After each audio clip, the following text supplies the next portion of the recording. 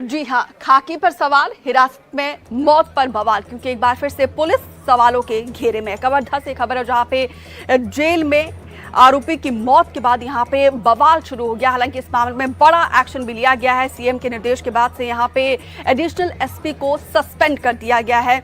और आपको बता दें कि जो पीड़ित परिजन है वो लगातार मुआवजे की मांग कर रहे हैं, 2 करोड़ मुआवजे की मांग कर रहे हैं और साथ ही एक सरकारी नौकरी देने की भी ये मांग कर रहे हैं। हालांकि सरकार की तरफ से 10 लाख रुपए मुआवजे का ये ऐलान किया गया है, क्योंकि ये डिप्टी सीएम और गृह मंत्री का ये गृह जिला है। इसी के चलते खुद गृह मंत्री ग्राउंड जीरो पर पहुंचे, बातचीत की है और त्वरित यहां पे देखिए एक्शन लेते हुए एडिशनल एसपी विकास कुमार को सस्पेंड कर दिया गया। ये बड़ा एक्शन लिया गया क्योंकि इन्हीं अधिकारी के अंडर ही इस केस को लीड किया जा रहा था।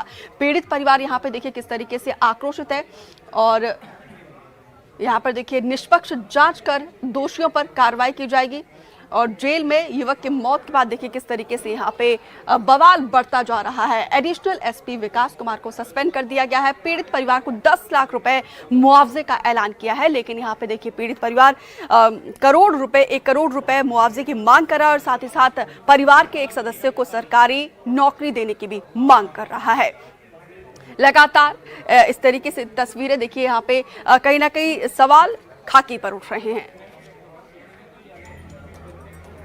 श्री प्रशांत साहू जिनकी जेल में मृत्यु हुई है, उसके संदर्भ में कल वो हॉस्पिटल गए थे और एक एक्सरे भी उनका हुआ था, हाथ का हुआ।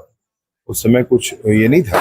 अभी जो भी घटनाक्रम हुई होगी और जो भी बातें हैं, जो पंचनामा के रिपोर्ट से और इसके पोस्टमार्टम रिपोर्ट से स्पष्ट होगा, क्योंकि बिसरा भी वहां भेजा गया है, फॉरेंसिक टेस्ट के लिए भेजा गया है। उसके रिपोर्ट के आने पर भी बहुत सारी चीजें स्पष्ट होंगी। आईजी साहब से मैंने पूछा कि इस पूरी घटनाक्रम में कौन थे मुख्यतः करने वाले, तो उन्होंने बताया कि एडिशनल एसपी में सीनियर जो एडिशनल एसपी हैं वो उसमें लीड कर रहे थे। तो जो लीड कर रहे हैं उनकी जिम्मेवारी होती है और इस जिम्मेवारी को ध्यान में रखते हुए एडिशनल एसपी विकास कुमार को निलंबित किया जाता है और जांच भी आगे इस पर की जाएगी।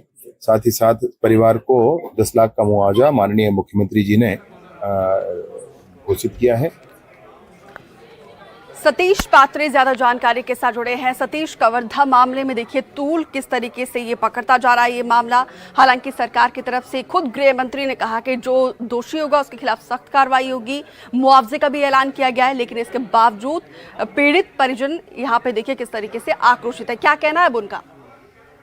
जी दीपिका जी, बिल्कुल बताना चाहूँगा, कल जिस तरीके से वो जेल में जो प्रशांत साहू जो आरोपित है लोहाराटी गांव में आगजनी के मामले में, उसकी मौत के बाद जो है खाकी पर जो है सवाल खड़े हो गए हैं। वहीं लगातार इस मुद्दे को लेकर विपक्षी जो है कांग्रेस पार्टी मुखर हो गई है, लगातार प्रदर्शन कर रही है। और आज भी उस गाँव में जो पूर्व मुख्यमंत्री है भूपेश बघेल और जो प्रदेश पीसीसी अध्यक्ष हैं दीपक बेज वो पहुंच रहे हैं। और जैसे ये पूरा घटना जो है 15 सितंबर का है, जहां लोहाराटी गांव में जो है शिव प्रसाद नाम का एक युवक फांसी पर लटका हुआ मिला। इसके बाद जो है इसे जो परिजन और गांव वाले आत्महत्या नहीं बल्कि हत्या बताते हुए गांव के जो उप सरपंच है रघुनाथ साहू उस पर संदेह जताने लगे और लगातार उनकी गिरफ्तारी की मांग करने लगे। इसके बाद उसके घर में जो है पूरे ग्रामीण और जो कुछ परिजन है उनके घर में आग लगा दिए। इसके बाद जो उप सरपंच जो रघुनाथ साहू उसकी मौत हो गई।